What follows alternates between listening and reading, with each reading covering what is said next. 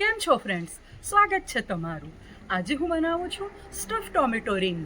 તો ચાલો શરૂ કરીએ.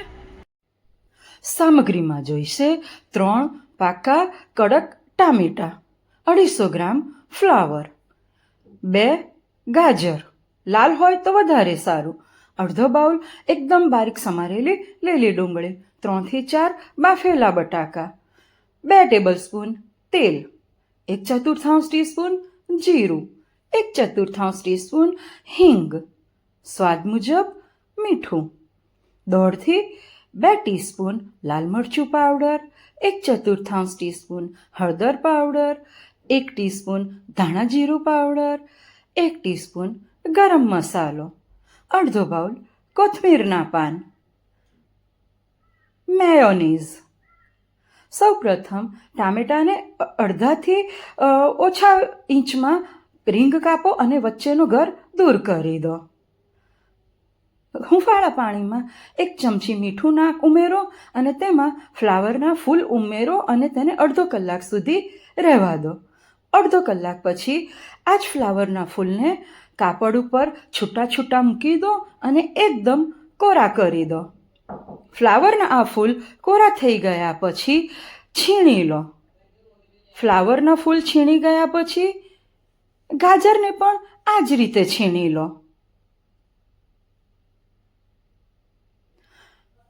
ત્યારબાદ ચીઝ છીણીથી ગાંઠો ના રહી જાય તે માટે બાફેલા બટાકાને પણ છીણી લો. એક પેન કે તાવડીમાં 2 ટીસ્પૂન તેલ લો, ગરમ કરો અને જીરું સાંતળો. હિંગ ઉમેરો. મિક્સ થઈ જાય ત્યારે છીણેલું ફ્લાવર ઉમેરો. લીલી ડુંગળી ઉમેરો. બંનેને બરોબર સાંતળી લો. મસાલા આ સ્ટેજ પર જ કરવાના છે. મીઠું, મરચું, હળદર, ધાણા જીરું, ગરમ મસાલો ઉમેરો અને બધું જ મિક્સ કરી દો. ફ્લાવર ચઢે ત્યાં સુધી ચડવા દો. 1 મિનિટમાં જ ફ્લાવર ચડી જશે. ત્યારબાદ છીણેલું ગાજર ઉમેરો. વધારે સ્પાઇસી જો તમારે કરવું હોય તો 1 ટીસ્પૂન લાલ મરચું પાવડર ઉમેરો. આ બિલકુલ ઓપ્શનલ છે. બાફેલા બટાકાનો માવો ઉમેરો. બધું જ મિક્સ કરી લો અને છેલ્લે કોથમીરના પાન પણ ઉમેરો. મસાલો બરોબર મિક્સ કરી દો. બધું જ શાક અને મસાલા બધા જ સાથે મિક્સ થઈ જાય તે રીતે હલાવી લો. આપણો સ્ટફિંગ તૈયાર છે. આ સ્ટફિંગને ઠંડુ થવા દો. ઠંડુ થઈ ગયા બાદ ટામેટાની જે રીંગ કરી છે આપણે તેમાં બંને બાજુથી એકદમ દબાવીને ભરી દો. જગ્યા ના રહેવી જોઈએ કે આપણે શેલો ફ્રાય કરીએ તો અંદરથી પૂરણ છૂટું ના પડવું જોઈએ. ટામેટાની આ જ રીંગ બધી જ રીતે ભરી લો.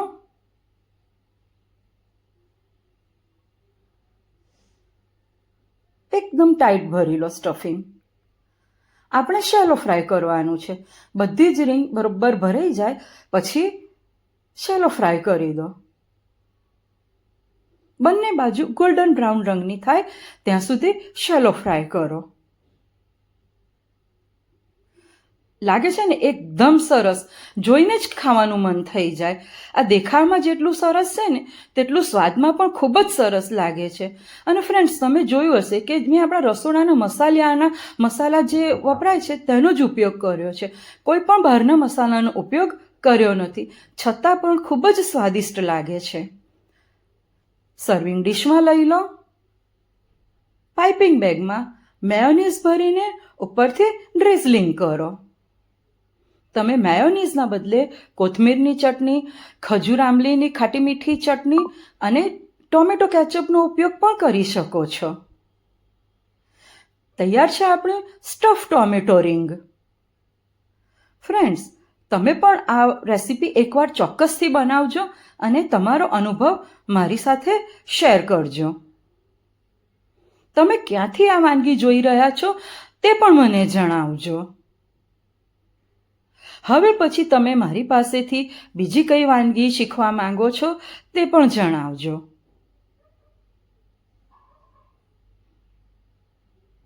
ફરી મળીશું બીજી કોઈ નવી વાનગી સાથે.